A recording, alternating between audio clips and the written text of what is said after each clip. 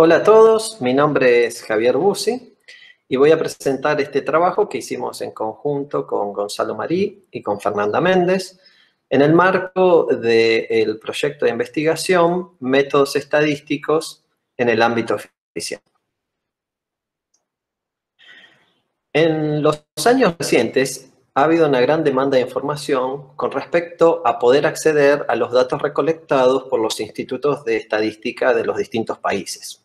Esto representa un desafío para estos institutos porque al publicar una base de datos o un conjunto de datos hay que tener en cuenta el secreto estadístico. Las opciones que uno podría tener es no publicar, pero eso no es deseable porque hay un consenso generalizado de que hay que publicar, o publicar los datos en el diseño muestral o la ubicación geográfica, pero esto representaría terminaría resultando en un conjunto de datos que no podrían ser analizados apropiadamente.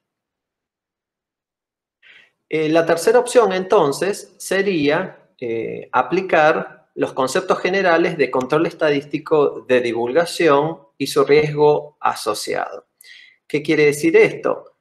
Aplicar técnicas de anonimización y luego evaluar cuál es la pérdida de información considerando ciertas medidas. Vamos a presentar además una aplicación utilizando una base preliminar de la Encuesta Nacional de Gastos y Hogares del año 2017-2018. En la metodología vamos a ver que inicialmente lo que hacemos es aplicar algunos métodos de anonimización a los datos originales y luego tratamos de medir la pérdida de información para evaluar la utilidad de los datos. Esto se puede hacer a través de medir la distancia entre los datos originales y los datos alterados o comparar también las estadísticas calculadas a partir de los datos originales y de los datos modificados. En este trabajo vamos a presentar algunas medidas de la distancia entre ambos conjuntos de datos y para eso se utilizó el paquete SDC micro del programa R. Ahora Gonzalo les va a continuar explicando los puntos siguientes.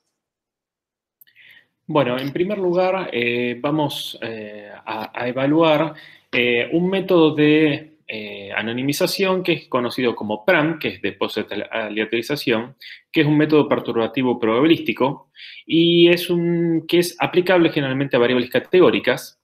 Y el método en sí consiste en permutar categorías teniendo en cuenta una matriz de probabilidad, ¿sí? Esta matriz de probabilidad es conocida, puede haber matrices por defecto, digamos, como vamos a presentar, o pueden ser especificadas por el usuario. Una de las ventajas es que es posible aplicarlo en subgrupos. Bueno, con un poco más de tiempo, aquellos que estén interesados pueden ver esta diapositiva donde se presenta en términos generales cómo funciona el método. Para evaluar la pérdida de utilidad de este método de perturbación, lo que vamos a presentar es una serie de medidas. Entonces, dado una tabla de contingencia, T medida en los dos conjuntos, en los datos originales y en los datos anonimizados, X e Y respectivamente, podemos establecer ciertas medidas de pérdida de información que vamos a presentarlas como UT, que es la intuitivamente más simple, UT2, que es similar a la anterior, pero medida en términos relativos, y una medida que es UTA, ¿sí? Que está basada en la distancia de Aikison, que se basa en distancias de razones entre cantidades adyacentes. Bueno, lo que también vamos a ver es comparación de variables medidas en distintas escalas de medida. Para eso primero se aplican dos métodos de anonimización, el de supresión local y de adición de ruido. En el de supresión local, cuando existen combinaciones de las variables categóricas, las mismas se suprimen para lograr canonimidad. ¿Qué quiere decir esto? Para cada combinación de niveles de los atributos, debe haber al menos K registros en la base de datos compartiendo dicha combinación. Y en la cuestión de adición de ruido, lo que se hace es sumar un ruido a las variables claves, y este ruido puede tener distintas categorías. El que quiera detener la diapositiva podrá ver más en detalle, pero el ruido puede ser correlacionado o no correlacionado. Ahora bien, cuando uno compara distintos tipos de variables, tiene medidas de comparación para variables continuas, por ejemplo, y puede medir el riesgo de divulgación por intervalo considerando estas variables continuas. Pero estos contextos son poco probables o de poca utilidad cuando tenemos una situación multivariada donde hay muchos datos perdidos, o presencia de ceros o mezcla de variables, es decir, variables medidas en distintas escalas de medida. La distancia que utilizamos es una distancia para medir la pérdida de información basada en la distancia de Gower. Sirve para todo tipo de variables conjuntamente, y la distancia es un promedio ponderado de las contribuciones de cada variable, donde el peso representa la importancia que tiene cada una de esas variables. Aquí ustedes pueden ver los detalles, que pueden detener la filmación si los quieren ver, pero lo importante es que hay una definición de esta distancia para cada conjunto de variables. Y esta distancia es el resumen de considerarlas a todas en conjunto.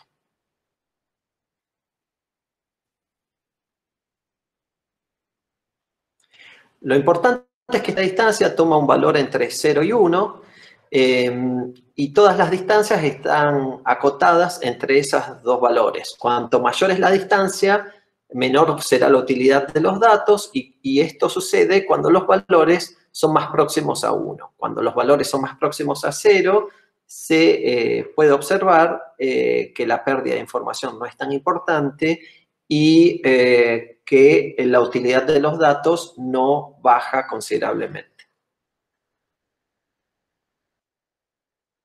Bueno, en la aplicación se va a presentar una aplicación de estas medidas, UT, UT2 y UTA, luego de aplicar PRAM, y Gonzalo les va a comentar sobre este aspecto.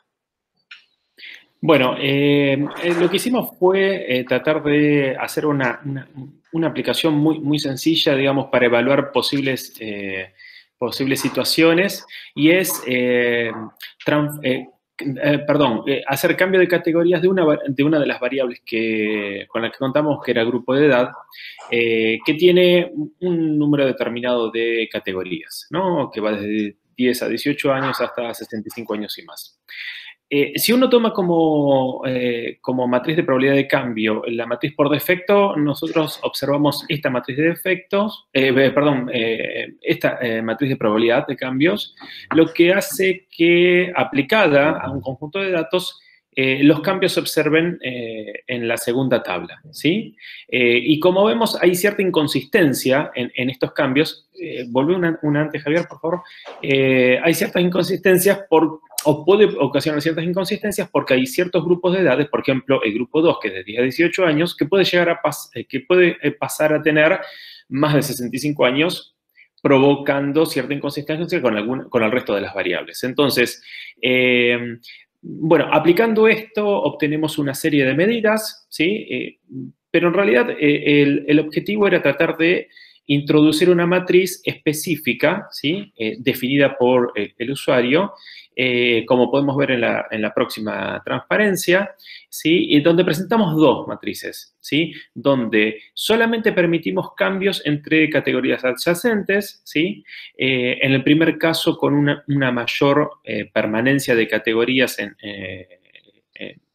de la categoría original, como se puede ver con valores mayores en la diagonal, y menores en la segunda matriz. Obviamente que a medida que aumenta, ¿sí? Que disminuye las probabilidades de la diagonal, aumenta, ¿sí? Las medidas de utilidad, como podemos observar en esta transparencia y en la siguiente, donde aproximadamente se duplican o es un valor más del doble de la medida de pérdida de utilidad con respecto a la matriz 1.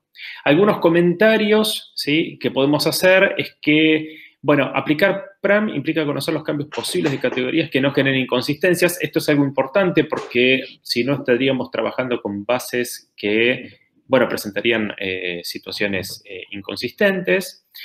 A mayor posibilidad de cambio va a existir un aumento en las medidas, que también esto es una cuestión de evaluar, ¿sí? Hasta qué punto uno puede soportar esta pérdida de utilidad. Y considerando la matriz de cambio, se pueden obtener estimadores insesgados, pero implica el cálculo de la inversa de una matriz, lo cual para algunos usuarios, bueno, puede complicarse un poco más obtener las medidas de interés. Bueno, para mostrar una aplicación con respecto a las medidas para variables en distintas escalas de medida, consideramos un escenario donde se combinan dos métodos de anonimización y ahí pudimos observar en los resultados lo que va ocurriendo con las pérdidas de información, ¿sí? Para el que lo quiera ver en detalle. Si bien estas medidas sirven para medir, en cierta manera, la pérdida en variables continuas. Ahora bien, si utilizamos la distancia basada en la distancia de Gower, se puede observar que la distancia absoluto promedio entre de este escenario, entre las observaciones originales y perturbadas, fue de 0.157, que es un valor entre 0 y 1, que es más cercano a 0, por lo tanto, parece no ser importante la pérdida de información. Y más allá de este ejemplo en particular, quisimos ver qué ocurría bajo otros escenarios donde se consideraron distintas situaciones de los métodos de anonimización que están especificados ahí abajo, en la transparencia. Ruido no correlacionado y correlacionado a distintos porcentajes y 3 y 5 anonimidad. Si nosotros analizamos los resultados obtenidos de la pérdida de información, vemos que todas las distancias calculadas fueron menores a 0.17, por lo tanto el impacto no fue grande. Y para poder un poco evaluar esta comparación, tomando como referencia el primer escenario, vemos que los cambios, los aumentos porcentuales en las distancias, no son muy importantes. Y presentan las siguientes características. Las distancias en general muestran una pérdida leve. Por supuesto que a mayor ruido o a mayor valor de K aumentan estas distancias. El ruido correlacionado produce resultados mejores que el ruido no correlacionado. El impacto de la K-anonimidad parece ser leve, pero en este caso particular de este conjunto de datos había muy pocas observaciones suprimidas.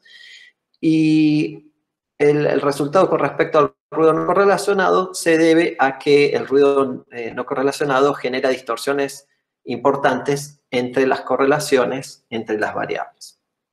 Las conclusiones de este trabajo, vemos que hemos presentado unas nuevas medidas de pérdida de información, tanto para tablas de contingencia como para distintos tipos de variables.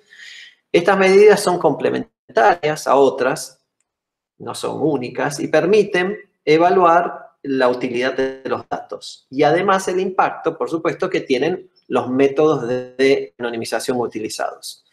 Por supuesto que el tipo y el grado de anonimización dependerá de cada temática abordada, ya sea una encuesta permanente de hogares, una encuesta de gastos, una encuesta de capacidades diferentes, y esto va a impactar en las medidas de pérdida de información.